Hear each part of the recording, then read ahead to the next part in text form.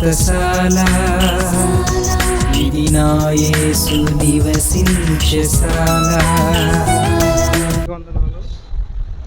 అమ్మగారికి అయ్యగారికి వందనాలు. నా పేరు ఫిలిప్, మాది టీఎస్ కూలూరు. నా సాక్ష్యం ఏమంటే గత కొన్ని నెలలుగా ఇటు గుండె వైపు పెయిన్ వచ్చేది. ఒకరోజు అమ్మగారికి ఫోన్ చేసి అడిగితే, నీకు దేవుడు ఏ వ్యాధి పెట్టలేదు, సాతాను శోధన, అది ప్రార్థన చేసుకో రోజు అని చెప్పింది. అమ్మగారితో కూడా రోజు ప్రార్థన చేయించుకున్నా, ఇప్పుడు బాగుంది. మా ఊరు పార్లపల్లె. నా పేరు ద్రాక్ష. అమ్మగారికి అయ్యగారికి వందనాలు. మా పిల్లోనికి ఫుల్ జ్వరం వచ్చింది. పెద్ద హాస్పిటల్లో నార్మల్ జ్వరమే అన్నారు. కానీ అన్నం తినక ఒకటే ఏడ్చేవాడు. అచ్చరాలు పోసి అసలుకి నీరసంగా ఉండేవాడు. అమ్మగారితో ఫోన్ చేయించుకుని ప్రార్థన చేస్తే మా వణుకు తగ్గింది. ఇదే నా సాక్షి. అయ్యగారికి అమ్మగారికి నా వందనాలు. ఇక్కడ వచ్చిన మీ అందరికీ వందనాలు. నా సాక్ష్యం ఏమనగా, నాది టీఎస్ కూలూరు. నా పేరు సునంద. నా సాక్ష్యం ఏమనగా, నేను మా ఆయన ఇద్దరు డిఎస్ పర్పస్ మీదే ఇక్కడికి రావడం జరిగింది. ఆ సమయంలో మాకు డిఎస్సి పర్పస్ మీదే ప్రస్తుతం చదువుకోవాలనే వచ్చాము. వచ్చిన తర్వాత మాకు పిల్లలు వద్దనుకొని కూడా ఉన్నాము. ఆ సమయంలోనే మేము డిఎస్సి వదిలిన ఆ నెలలోనే నాకు ప్రెగ్నెన్సీ కన్ఫామ్ అయింది. ఆ సమయంలో మా ఆయన ఏమన్నాడంటే, తీయించుకో, చదువుకోవాలి కదా అన్నాడు. అంటే నేనుండి, దేవుడిచ్చిన బహుమానము ఎందరో లేక బాధపడతారు, నేను పెట్టుకుంటానంటే చదువుకోవడం ఇబ్బంది అవుతుందంటే, అయినా పర్లేదు నేను చదువుకుంటానన్నాను. ఆ విధంగానే ఇద్దరం చదువు కొనసాగించాము. దేవుని చిత్తానుసారం ఏమై ఉన్నదో దేవుడు మన ఉద్దేశాలని నెరవేర్చగలిగిన గొప్ప దేవుడని నేను నమ్మి అమ్మగారితో ప్రతి మంగళవారం వచ్చి ప్రార్థన చేయించుకునేదాన్ని. అమ్మ ఒక్కటే చెప్పింది, నువ్వు ధైర్యం కలిగి ప్రతి నిత్యము ప్రార్థించు.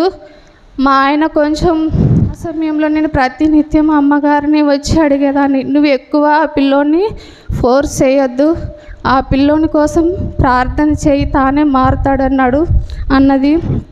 ఆ విధంగానే ఇద్దరు ప్రిపేర్ అవుతుండగా మా మీద కృప చూపించండి, ఒక్కరికి వచ్చిన మా జీవితం ధన్యమవుతుంది, నీ కృప మా మీద ఉంచని దేవుని ప్రతినిత్యం ప్రార్థించేదాన్ని.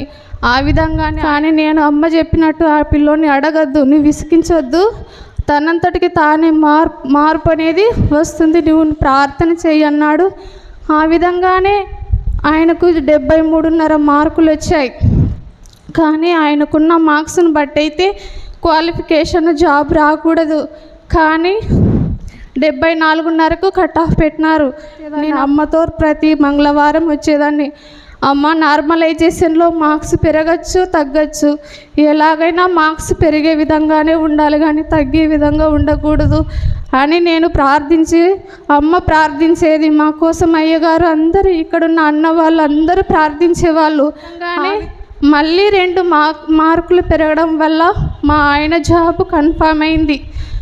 వచ్చిన జీతంలో మొదటగా దేవునికి ఇచ్చిన తర్వాతే వాడు అని చెప్పినాను. బాబుకు మారు మనసు కలిగేలాగా ఇచ్చేలాగా దేవుడు ప్రయత్నిస్తాడు, నువ్వు ప్రార్థన చేయన్నది.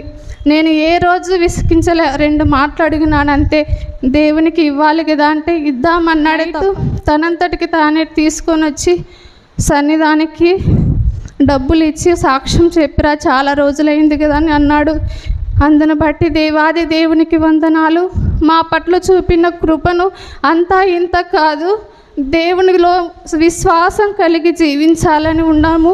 అలాగే ఆయన కొరకు ప్రార్థించమని అయ్యగారిని అమ్మగారిని వేడుకొనిచున్నాను. దేవునికి మహిమ కలుగునుగాక. అయ్యగారికి అమ్మగారికి వందనాలు. ఇక్కడ వచ్చిన వారందరికీ వందనాలు. నా కొడుకు నా కోళ్ళు టూరిస్ట్కి పోయినారు.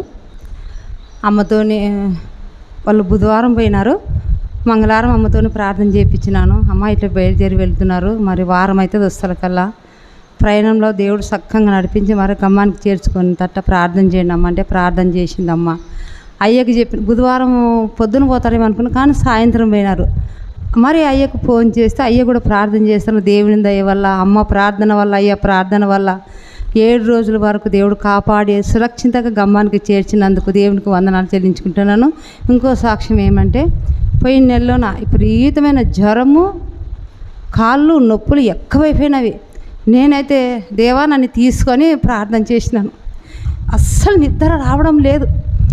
ఏం చేయాలి ప్రభా, మరి నేను ఏం తప్పు చేసినానని పదే అదే మతికి చేసుకున్నాను. తప్పు అయితే నాకేం కనపడదు తండ్రి, ఎందుకు ఇది అంటే కరెక్ట్ 11 గంటలప్పుడు వచ్చినాను షాలోకి శనివారం.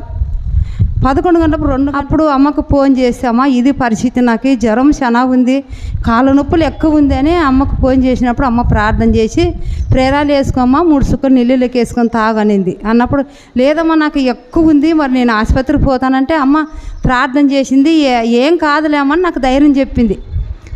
నాకు రావడం లేదు. ఆదివారం నాడు చర్చి వచ్చినాను, చలి తీసుకొని వచ్చినాను, పండుకున్నాను.